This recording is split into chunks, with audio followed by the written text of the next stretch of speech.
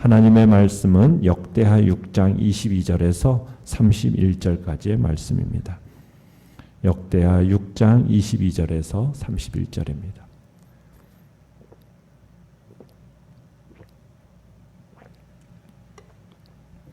역대하 6장 22절에서 31절까지 우리 한 목소리로 같이 읽겠습니다.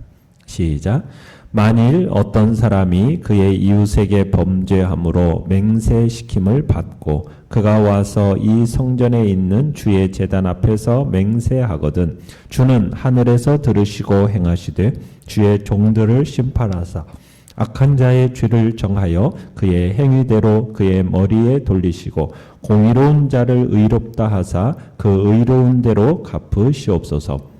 만일 주의 백성 이스라엘이 주께 범죄하여 적국 앞에 패하게 되므로 주의 이름을 인정하고 주께로 돌아와서 이 성전에서 주께 빌며 간구하거든 주는 하늘에서 들으시고 주의 백성 이스라엘의 죄를 사하시고 그들과 그들의 조상들에게 주신 땅으로 돌아오게 하옵소서. 만일 그들이 주께 범죄함으로 말미암아 하늘이 닫히고 비가 내리지 않는 주의 벌을 받을 때에 이곳을 향하여 빌며 주의 이름을 인정하고 그들의 죄에서 떠나거든 주께서는 하늘에서 들으사 주의 종들과 주의 백성 이스라엘의 죄를 사하시고 그 마땅히 행할 선한 길을 가르쳐 주시오며 주의 백성에게 기업으로 주신 주의 땅에 비를 내리시옵소서. 만일 이 땅에 기근이나 전염병이 있거나 곡식이 시들거나 깐부기가 나거나 메뚜기나 황충이 나거나 적국이 와서 성읍들을 에워싸거나 무슨 재앙이나 무슨 질병이 있거나를 막론하고 한 사람이나 혹 주의 온 백성 이스라엘이 다 각각 자기의 마음에 재앙과 고통을 깨닫고 이 성전을 향하여 손을 펴고 무슨 기도나 무슨 간구를 하거든 주는 계신 곳 하늘에서 들으시며 사유하시되 각 사람의 마음을 아시오니 그의 모든 행위대로 갚으시옵소서. 주만 홀로 사람의 마음을 아심이니이다. 그리하시면 그들이 주께서 우리 조상들에게 주신 땅에서 사는 동안에 항상 주를 경외하며 주의 길로 걸어가리이다. 아멘. 오늘 말씀의 제목은 회개의 참된 의미라는 제목으로 말씀을 나눕니다. 20절에서부터 42절까지를 보면은 솔로몬이 성전을 봉헌하면서 그 백성 이스라엘 백성을 대표해 하나님 앞에 기도하는 내용이 나오는 겁니다. 이 본문 전체에 나오는 이 봉헌 기도의 내용을 살펴보면 솔로몬이 무엇을 우선시하고 있는가를 알 수가 있어요.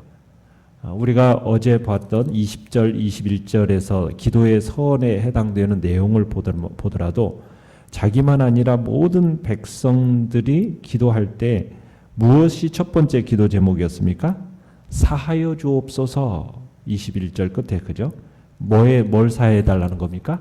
죄를 용서해 달라는 속죄의 간구가 나옵니다. 그런 다음에 이제 솔로몬이 22절부터 이제 7가지의 경우를 구체적으로 나열하면서 이제 간구하는 모습이 오늘 우리가 보게 되는 내용 중에 한 일부분입니다.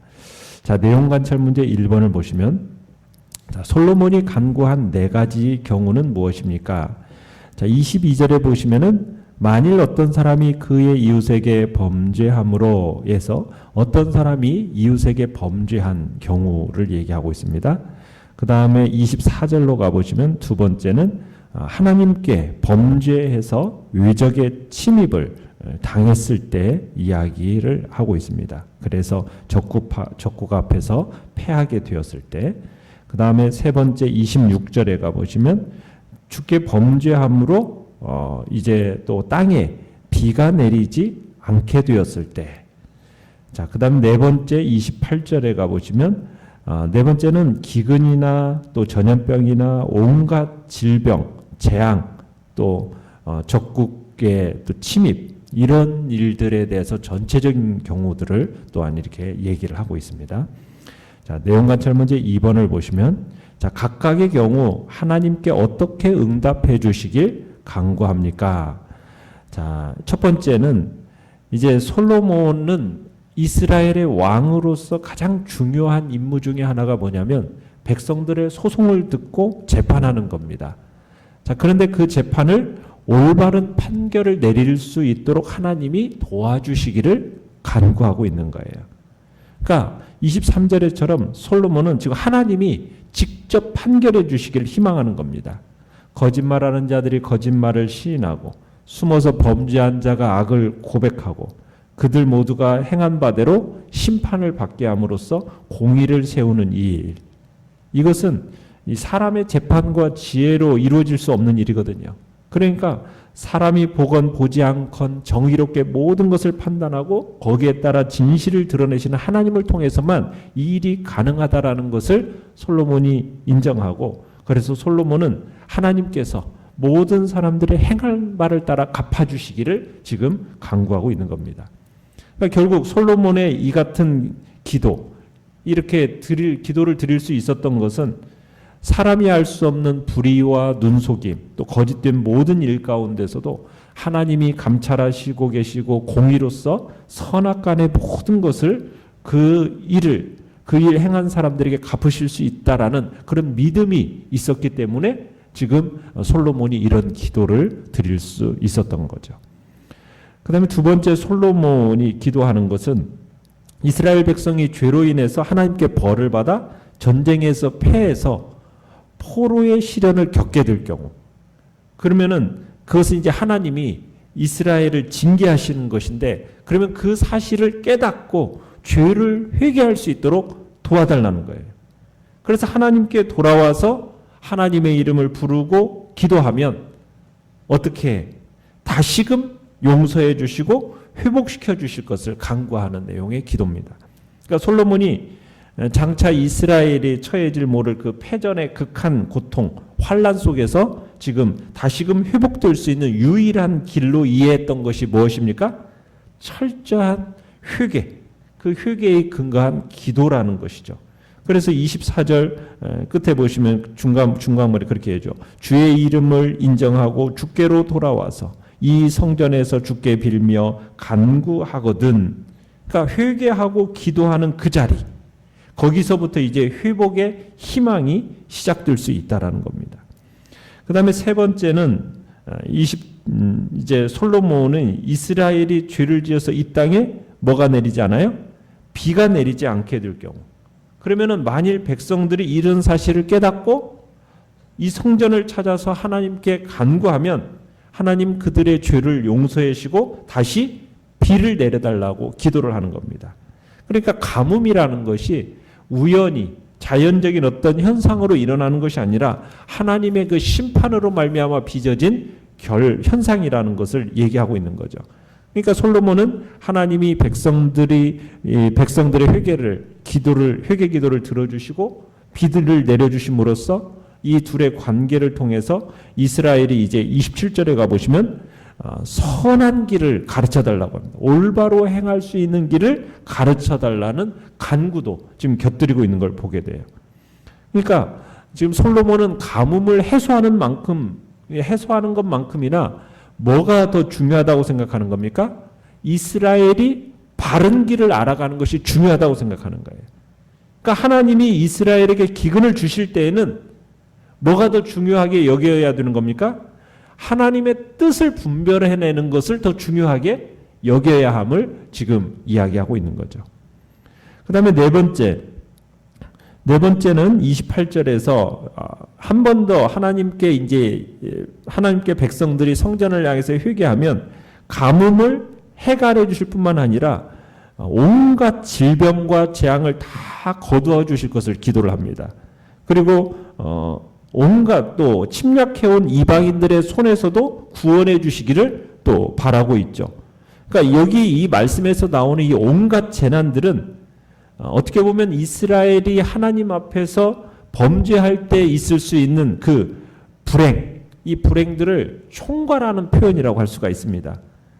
그러면 하나님께서 왜 재난의 채찍을 내리시는 거예요? 이유가 뭡니까?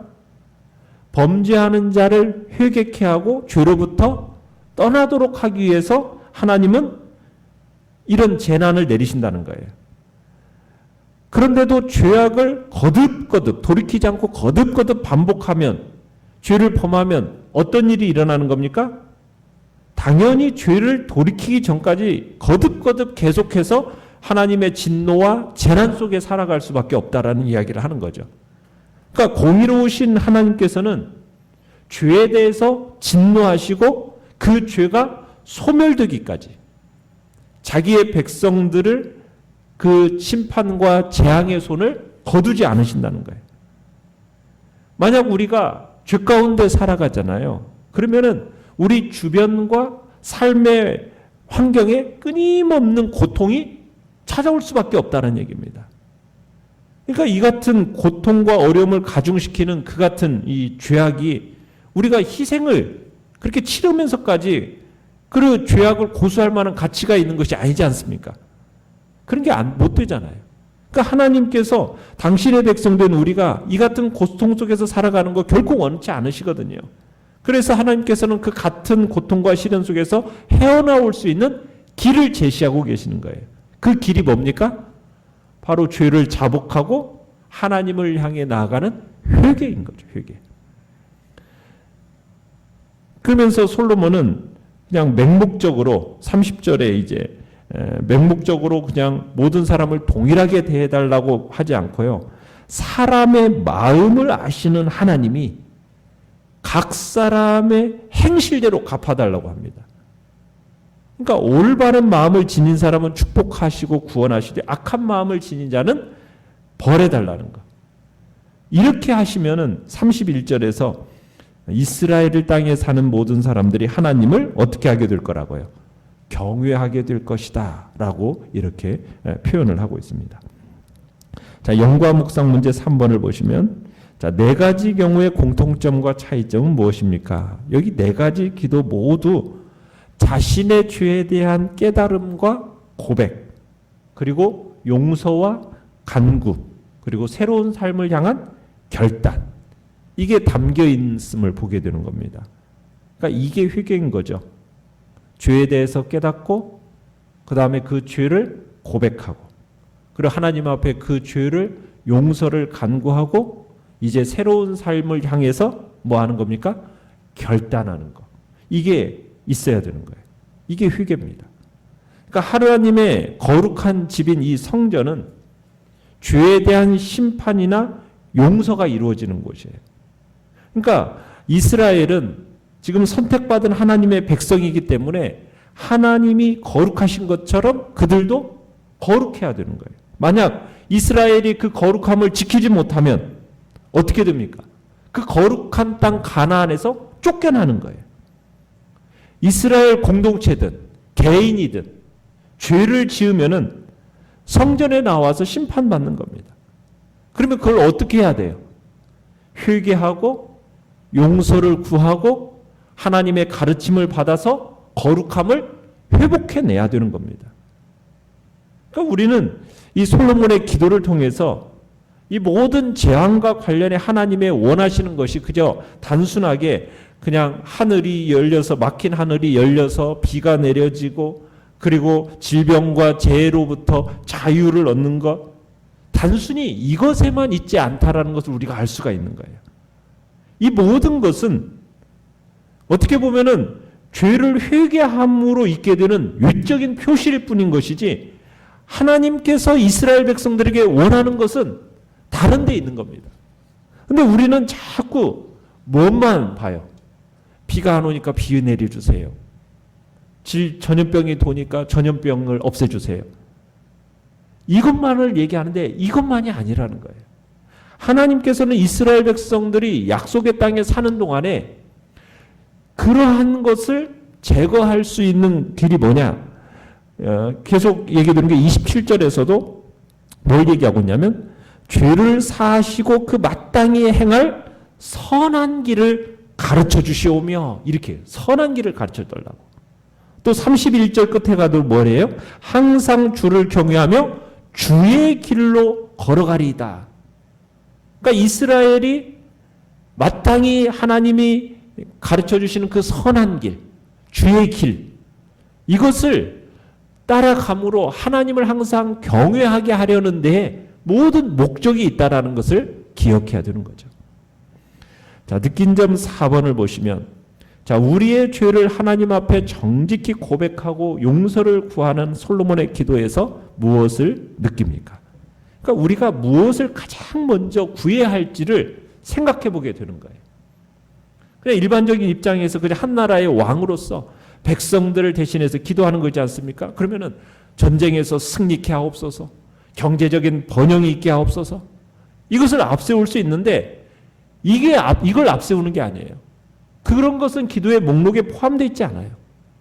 우리 성도의 삶에 있어서 처음부터 마지막까지 구해야 할 기도의 제목이 뭐라는 겁니까? 하나님 앞에 깨끗함을 받는 죄 용서에 있다라는 것을 우리로 하여금 느끼게 하는 겁니다. 그러니까 우리가 무엇보다도 먼저 구해야 할 것이 우리가 어떤 자리에 있든지 그 행한 것을 따라 정의롭게 갚으시는 그 하나님의 의를 구하는 거라는 거예요. 우리가 전에 풍요로움과 번영 속에 있다가 그것을 잃어버렸어요. 하나님의 징계와 채찍 속에 있습니다. 그걸로 인해서 아파하고 힘들어해야 할 때, 그 순간에 우리가 해야 할 게 뭔가를 지금 우리로 하여금 깨닫게 하는 겁니다. 그냥 겉으로 잃어버린 어떤 것을 찾는 게 아니라 그 순간에 우리가 찾아야 할 것은 그 모든 것을 어떻게 보면 공급해 주시는 하나님을 향한 믿음을 회복해내는 일이 중요한 것이고, 그 하나님을 경외하고 그분이 원하시는 삶의 모습을 회복해내는 것, 이것이 어떻게 보면 우리가 취해야 할 가장 지혜로운 자세라는 것을 우리에게 말하고 있는 거죠. 그렇게 할 때 하나님께서 우리에게 내려진 환난과 어려움을 속히 물리치실 뿐만 아니라 우리의 회복된 믿음 위에 더 크고 놀라운 회복된 삶의 축복을 허락해 주실 거라는 얘기입니다. 오늘날 이 시대를 살아가는 우리에게 있어서 전염병의 시대지 않습니까? 그러면 그 전염병의 시대 속에서 우리가 구해야 할 게 뭐냐는 거예요. 그냥 코로나19 바이러스를 없애주세요, 종식시켜주세요, 백신 만들어주세요. 이 기도에 앞서서 제일 먼저 우리가 구해야 할 기도의 제목은 무엇입니까? 우리 자신을 돌아보고, 참으로 우리 공동체를 돌아보고, 죄가 무엇인가, 그 죄를 깨닫게 하시고 그 죄를 주님 앞에 철저히 고백하고 주님 앞에 그 용서를 구하고, 그리고 주님께서 주의 뜻이 무엇인지 분별해내면서 주의 선한 길, 주의 길을 걸어가게 해달라고, 오직 하나님만 경외하는 자리에 서게 해달라고.